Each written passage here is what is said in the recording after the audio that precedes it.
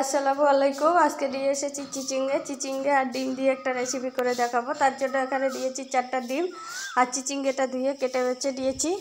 আর তার জন্য দিয়েছি এখানে কাঁচা লঙ্কার কুচি আর হচ্ছে পেঁয়াজ কুচি। তো ডিম 4টা আমি ভেঙে নিব।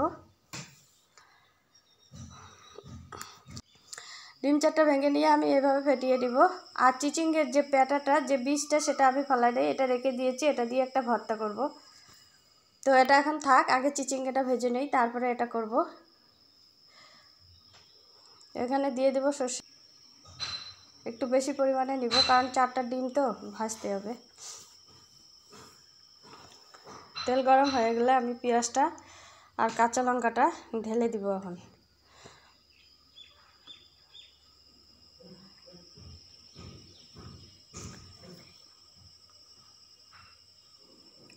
পেঁয়াজটা আর কাঁচা লঙ্কাটা ভাজা হয়ে গেলে এখানে আমি দিব হলুদের গুঁড়ো,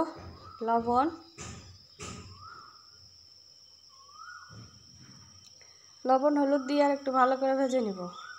এই যে লবণ দিয়ে দিলাম পরিমাণ মতো, যা লাগবে।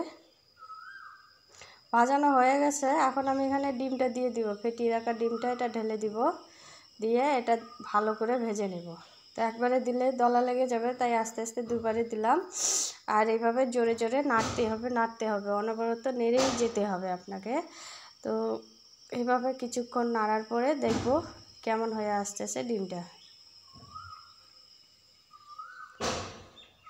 তো এইভাবে কিছুক্ষণ নেড়ে নিচ্ছি।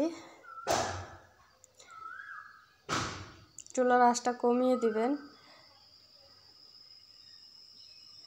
এই যে অনবরত নেড়ে নেওয়ার পরে আবার অলরেডি ডিমটা ভাজা হয়ে এসেই গেছে।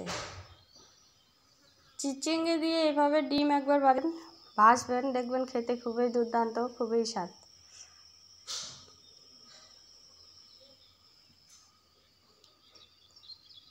ডিমটা এক প্রকার ভুজিয়া তৈরি হয়ে গেছে। চাইলে আপনারা এভাবেও খেতে পারেন, এমনি ভালো লাগে।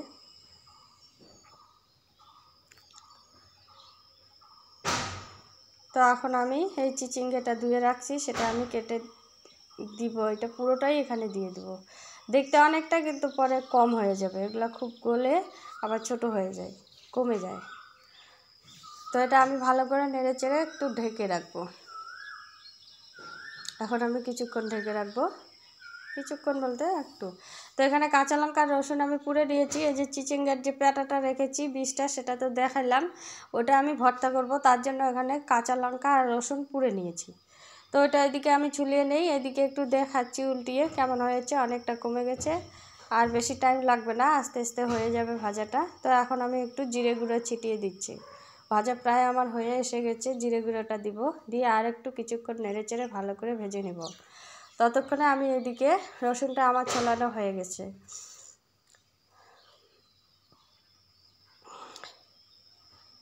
প্লিজ তোমাদের যদি ভালো লাগে একটা লাইক করে যাবেন। আর যারা নতুন এখনও সাবস্ক্রাইব করোনি তারা প্লিজ একটা সাবস্ক্রাইব করে দিবেন, আর বন্ধুদের সঙ্গে অবশ্যই শেয়ার করবেন। এই যে দেখুন, ভাজা কিন্তু অলরেডি হয়ে এসে গেছে আমার চিচিঙ্গে দিয়ে ডিম। তো আর একটু আমি ভেজে নেব, হয়ে গেলে আমি তুলে নেব। বাস হয়ে গেছে আমার ভাজা, আমি তুলে নেব।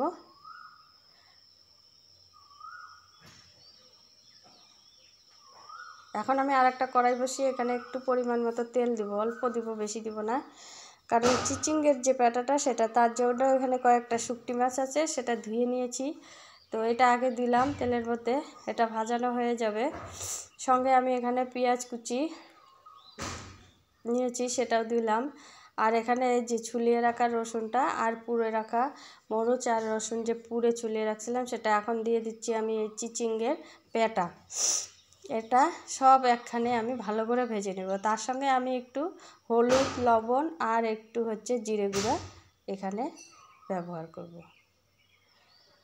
হলুদ দিলাম, লবণ দিলাম, এখন একটু জিরে গুঁড়ো দেব। দিয়ে এটা আমি কিছুক্ষণ ভালো করে নেড়ে চেড়ে আরামসে সুন্দর করে একদম লো ফ্লেমে আরামসে ভেজে নেব। অনবরত এইভাবে ভেজে নেব। দেখেন এখানে যে জলটা বেরিয়েছে, সেই জলটা টেনে নেবে। একটু ঢেকে রাখলাম, এই জল দিয়েই সিদ্ধ হয়ে যাবে। তো অলরেডি হয়ে এসে গেছে।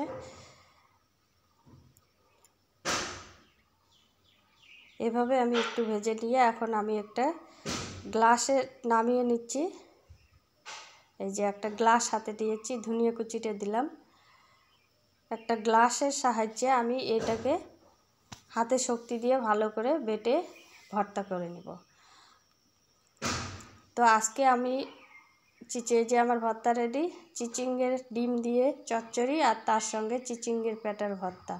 তো কেমন লাগলো বন্ধুরা? খেয়ে দেখবেন, ট্রাই করবেন, একটা লাইক দিয়ে যাবেন ভালো লাগলে।